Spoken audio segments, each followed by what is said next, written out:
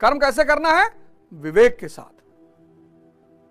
नींद नहीं आ रही रात में, कोई बात नहीं, पढ़ेंगे और खड़े हो गए, ताश नहीं खेलेंगे, जिम चले जाएंगे, शरीर की ताकत बढ़ रही है। कोई मुद्दा अगर नहीं है तो अनावश्यक बात नहीं करेंगे, ध्यान करेंगे, कर्म करेंगे विवेक पर आधारित।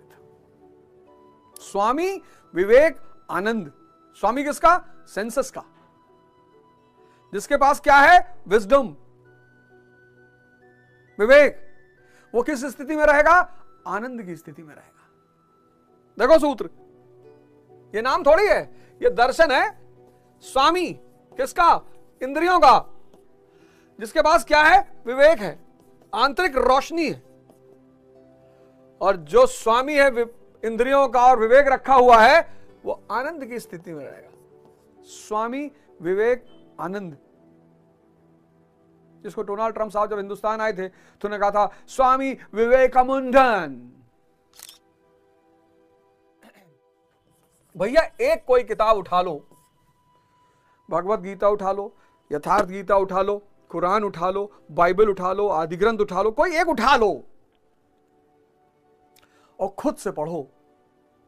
सूत्रों का ग्रंथ है, सूत्रों का। लोग कर्म करते हैं तो उसका फल भी अवश्य चाहते हैं, या फल ना मिले तो कर्म करना ही नहीं चाहते। किंतु योगेश्वर श्री कृष्ण कर्मों को बंधनकारी बताते हुए आराधना को एकमात्र कर्म कहते हैं। लो एक नया फंडा दे दिए, कर्म यानी आराधना। एक नया फंडा दे दिए, कर्म यानी आराधना। जो फल से को सोचते हैं, फल को, वो बंधन में है।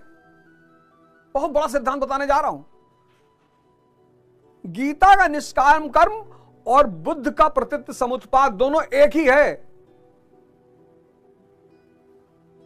गीता का निष्काम कर्म और बुद्ध का प्रतीत समुत्पाद दोनों एक ही है। प्रतीत समुत्पाद क्या कहता है? बुद्ध का प्रतीत समुत्पाद, थ्योरी ऑफ कॉसेशन, कार्य कारण का सिद्धांत। कार्य कारण का सिद्धांत यह कहता है कि हर चीज किसी ना किसी चीज का परिणाम है। तुमको संसार चाहिए, स्त्री चाहिए सुंदरतम, महल चाहिए, गाड़ी चाहिए, बंगला चाहिए, पैसा चाहिए, तुम शक्ति अर्जित करो, तुम फल की चिंता मत करो। यह प्रतीतोपात का सिद्धांत। यही बात कहता है निष्काम कर्म। देखना, निष्काम कर्म प्रतीत समुत्पाद कहता है कि तुमको संसार चाहिए ना, सुंदरतम स्त्रियां चाहिए, सुंदरतम पुरुष चाहिए, मर्सिडीज चाहिए, रोल्स रॉयस चाहिए, महल चाहिए, ये सब चाहिए, धन चाहिए। तुम शक्ति पर काम करो,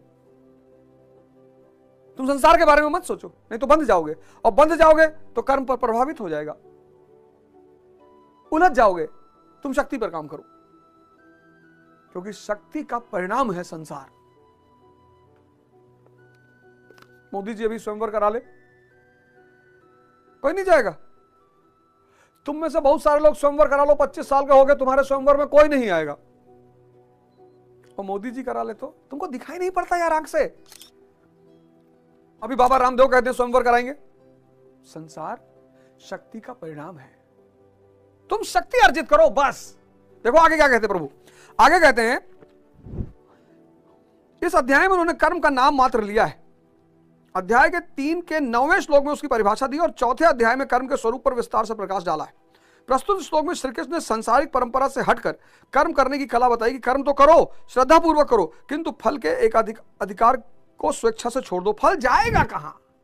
क्या बात है, क्या बात है, फल जाएगा कहां? अब तुम में से बहुत सारे लोग जो पढ़ने वाले परेशान हो, मैं बताऊं इस सिद्धांत को, तुम आज समझ गए तो समझ लो खेल हो गया तुम्हारा। स्टूडेंट लॉबी क्यों परेशान है? स्टूडेंट लॉबी परेशान ये है कि ये जो कर्म है और फल है, तो 90% क्या सोच रही है कि सिलेक्शन नहीं हुआ तो पापा रिटायर हो जाएंगे, बहन की शादी करनी है, बड़ी बड़ी गाड़ियां चाहिए, सुंदरतम स्त्रियां चाहिए, और दिन भर इसी में उलझा हुआ है। कर्म माइनस में चल रहा है, बंध गया ना फल से। कि फल ने बांध लिया, वो कर्म करने ही नहीं देगा। ध्यान क्या है? अब देखो ध्यान का महत्व। ध्यान कहेगा कि वे कर्म करो, कर्म पढ़ो 6 घंटा, डिस्कशन करो, ध्यान करो, जिम जाओ, क्योंकि फल जाएगा कहां? 6 महीना तुम जिम गए, 2-2 घंटा एक्सरसाइज किए और बॉडी नहीं बनेगी, संभव है? तुम 6 महीना जिम गए, 2 घंटा एक्सरसाइज किए, 2 घंटा, और 6 महीने बाद बॉडी ऐसे की ऐसी है, संभव है? फल जाएगा कहां? अगर श्रद्धा पूर्वक कर्म किया जाए बिना फल की चिंता किए, फल क्या करता है? फल बंधन पैदा कर देता है। ये तुम्हें कर्म नहीं करने दे रहा है। चाचा, ये इतना बड़ा सूत्र है कि किसी को अगर समझ में आ जाए तो वो गाना गाएगा, हो गई तेरी बल्ले बल्ले हो जाएगी बल्ले बल्ले, चकनक चकनक चकनक चकनक चकनक। सूत्र ही तो है जीवन। क्यों भागना किसी के पीछे, स्त्री के पीछे, पुरुष के पीछे? क्यों भागना? प्लैनेट हो, ग्रह हो, सोलर सिस्टम नहीं पड़े हो? पृथ्वी सूर्य के चक्कर काटती है, सूर्य पृथ्वी के चक्कर नहीं काटता। और पृथ्वी अकेले नहीं, 9 और ग्रह काट रहे हैं। यानी जो स्टार है, तारा है, ग्रह उसका चक्कर काटेंगे। अगर तुम किसी का चक्कर काट रहे हो तो तुम ग्रह हो, प्लैनेट। हो सकता है मरकुरी हो, जहां बुध, यहां कोई रह ही नहीं सकता। ध्यान क्या कहेगा? ध्यान विवेक को पैदा करेगा, और विवेक सिर्फ कर्म पे ध्यान देगा। और जब श्रद्धापूर्वक कर्म होगा, भगवान खुद कह रहे हैं कि जब श्रद्धापूर्वक कर्म होगा, फल जाएगा कहां? सबसे क्रांतिकारी श्लोक है ये। जब कर्म आराधना बन जाए, पूजा, इसीलिए कुछ लोगों स्टेटमेंट था ना, कर्म ही पूजा है।